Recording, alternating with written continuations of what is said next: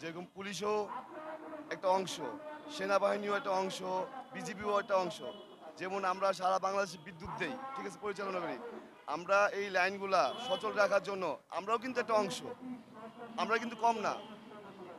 আমরা বাংলাদেশ আউটসোর্সিং ডিবিটিসি, ঠিক আছে। আমরা যখন এই যে লাইনে কাজ করি, লাইনে কাজ করার পরে যদি আমাদের বৈদ্যুতিক কোনো দুর্ঘটনা ঘটে, আমাদেরকে কেউ কিন্তু মানে আমরা কিন্তু যোদ্ধা, কিন্তু আমাদেরকে কিন্তু যোদ্ধা হিসেবে আমাদেরকে তারা প্রাধান্য দেয় না।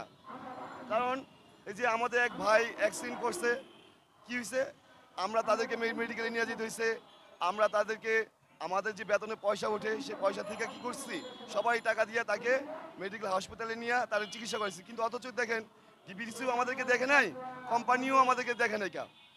তো আমরাও কিন্তু একটা অংশ, আমরা কিন্তু যোদ্ধা। কারণ সারা ঢাকা শহর বলেন আমরা কিন্তু আলোকিত করে রাখি, আমরা আলোকিত করে রাখি।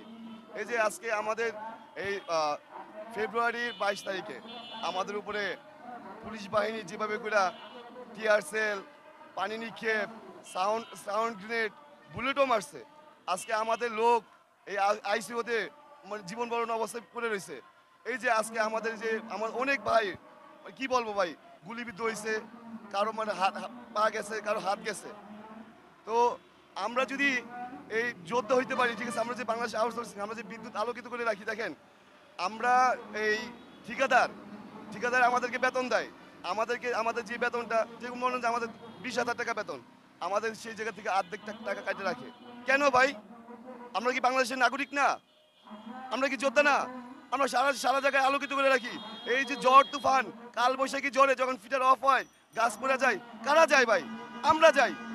আমাদেরকে বলা হয় এক্ষণ যাই দেবো, ভাই আমরা তো কোনো তোয়াক্কা করি না, আমরা তো যাই।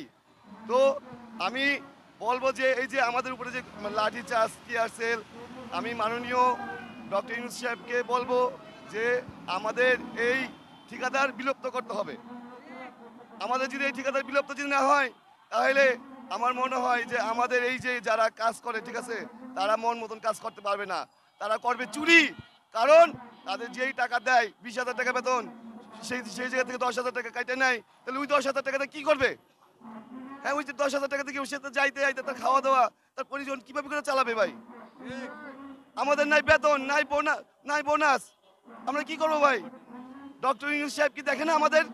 হ্যাঁ, এটা তো আপ টু বাটাম, যে আপনার বিদ্যুৎ ভবন থেকে যারা বড় অফিসার সবাই জানে যে আমরা কয় টাকা বেতন পাই, আমরা কিভাবে আমাদের সংসার চালাই। কেন আমাদের প্রতি কি দয়া হয় না? আমরা যদি রাত ভোর দিন ভোর খাটতে পারি, তাহলে কেন আপনারা আমাদেরকে দেখবেন না? কেন ঠিকাদার আসবে? ঠিকাদার কেন আসবে? আরে বেতন দেয় তো সরকার, ঠিকাদারের দরকার কি? কারণ আমাকে যদি যে বেতনটা দেয় 20,000 টাকা, সেই বেতনটা যদি ডিপিডিসি থেকে যদি ডাইরেক্ট যদি পাই, তাহলে তো আমাদের প্রয়োজন নাই ভাই ঠিকাদার রাখার।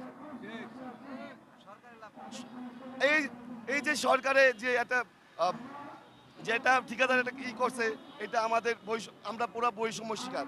তো আমি আমার জায়গা থেকে বলবো, আমাদের সারা বাংলাদেশ আউটসোর্সিং বাইরে থেকে বলবো যে এই ঠিকাদার বিলুপ্ত করতে হবে। না হলে এই যে আমরা যারা আছি তারা কোনোভাবে কখনো শান্তি পাবো না।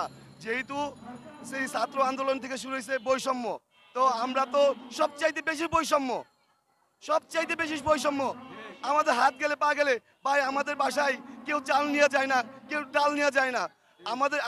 আমরা দেখা যাইতেছে যে কোথা থেকে ঋণ কইরা যেভাবে হোক আমার ভাইরা 2 পয়সা দিয়া আমাদের এই যে চিকিৎসা করে দেয়। কেন ভাই?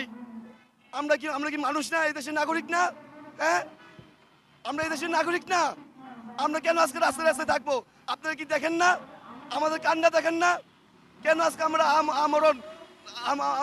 অনশন দিব? ভাই, আমি আপনাদের এই মিডিয়ার মাধ্যম থেকে বলতে চাই আমাদের ডক্টর ইউনূস স্যারকে, যে স্যার আপনি আমাদের যে আউটসোর্সিং বিলুপ্তটা করেন, ঠিক আছে, ডিবিটিসি আমাদের যে ডিবিটিসি যে আউটসোর্সিং আছে তাদেরকে এই ঠিকাদার থেকে বিলুপ্ত করেন এবং আমাদের যে দাবিগুলো আছে সেই দাবিগুলো মেনে নেন।